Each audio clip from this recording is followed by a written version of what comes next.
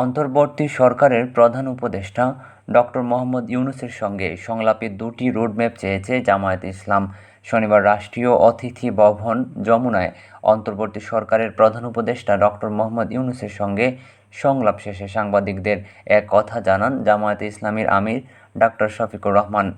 তিনি বলেন, অন্তর্বর্তী সরকারের কাছে দুটি রোডম্যাপ চেয়েছি, একটি সংস্কারের ও অন্যটি নির্বাচনের। সংস্কার ও নির্বাচন দুটি গুরুত্বপূর্ণ। এক প্রশ্নের জবাবে জামায়াতের আমির বলেন, আগামী ৯ অক্টোবর সংবাদ সম্মেলনে জামায়াত দলীয় সংস্কারের প্রস্তাব তুলে ধরবে। শুরু থেকেই আমরা বলছি, সরকারকে সংস্কারের জন্য যৌক্তিক সময় দিতে হবে। যৌক্তিক সময় কতটা তা ৯ অক্টোবর মুখ খুলব। ডক্টর শফিকুর রহমান বলেন, আজকের সংলাপে আসন্ন দুর্গাপূজা নিয়ে কথা হয়েছে।